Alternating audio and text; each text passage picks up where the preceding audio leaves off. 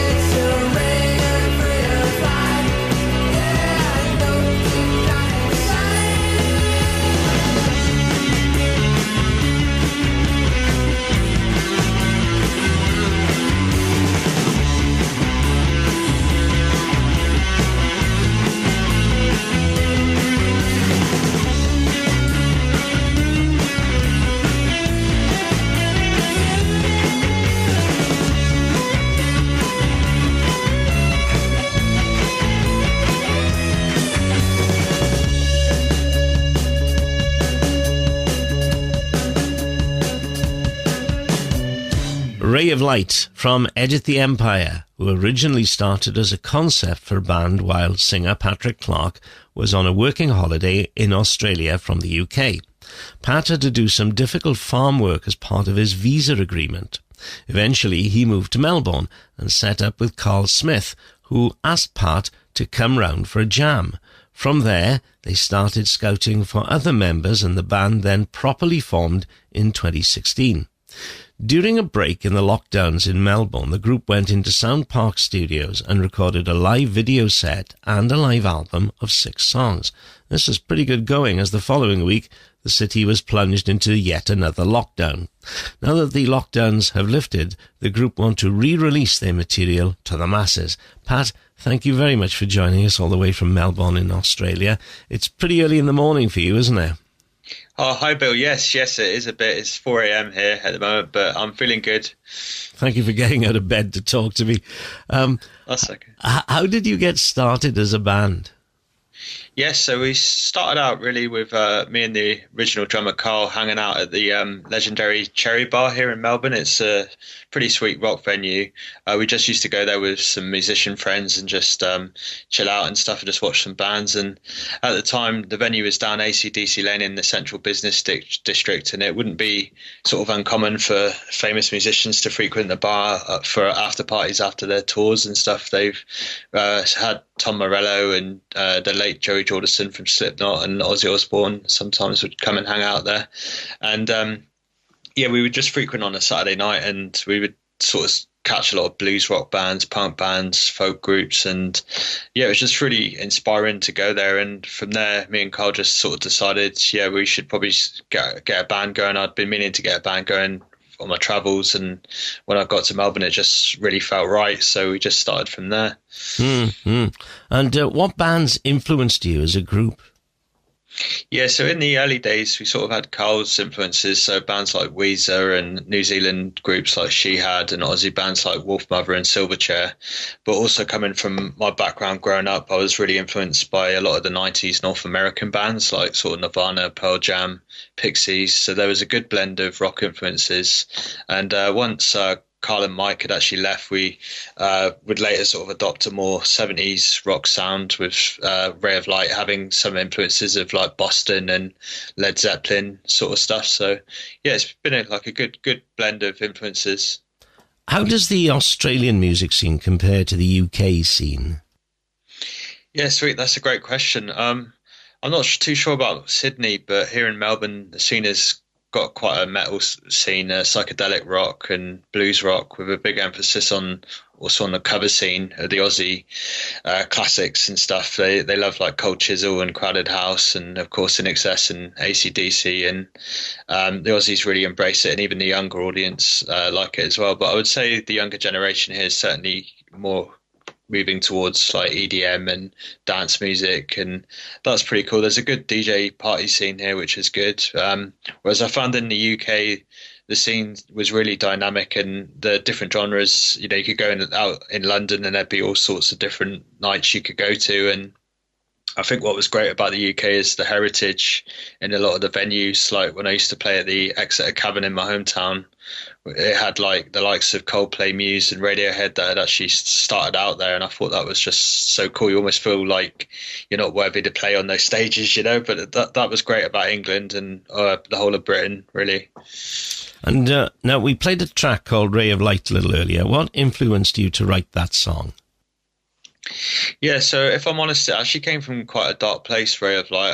At the time of writing, things in my life weren't going too well. I sort of was not working too much, and I was sort of below the breadline, and I was suffering in relationships and with mental health and stuff, and it just felt like everything was going a bit wrong. But my cousin sent me a prayer book from England.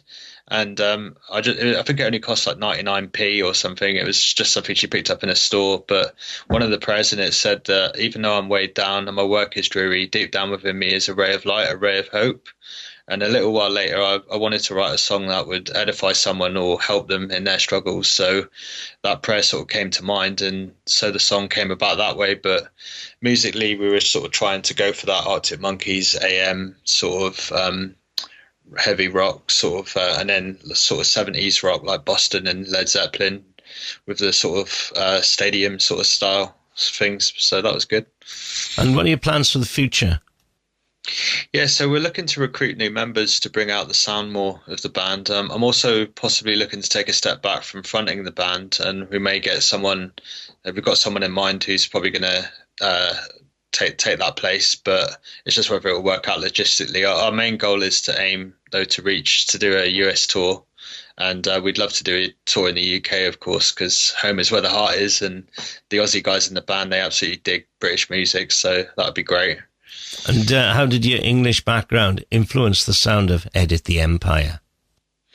Yeah, that's a great question. I think growing up, my parents loved music so much. I mean, my mum, before I was born, she used to work for Trojan Records, which is like a reggae record company in London.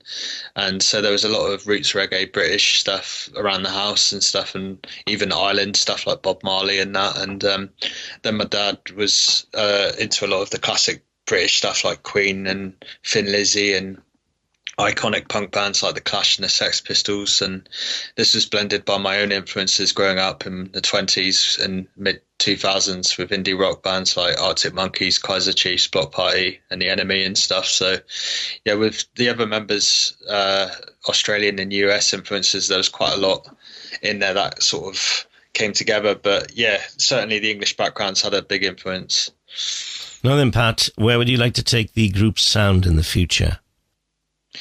Yes, so I used to be in a dance rock band in the UK when I was in Exeter called Matronica, and it was a really pivotal point in my creativity as an artist, because I really found that because we had the dance elements and the rock elements, there was the freedoms to sort of do what you want with effects and synths and drum beats and different things. So I'd really like to maybe explore that a bit more, but I still really want to keep that rock aesthetic, especially for the live shows, because I think it's you can't beat a good rock band no matter what generation it is, I think, really. So, but yeah. Mm-hmm. Okay, we're going to play out with a track which is called This City's Electric. Tell us a little bit about that.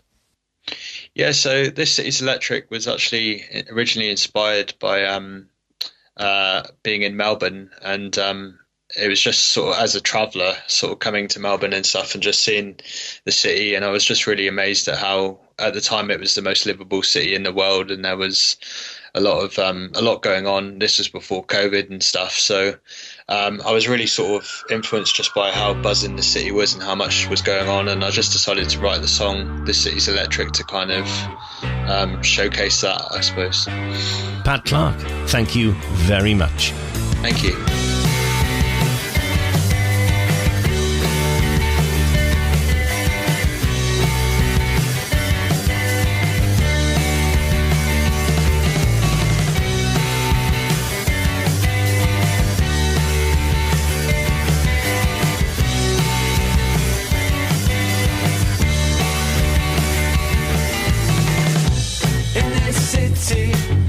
There is so much to gain.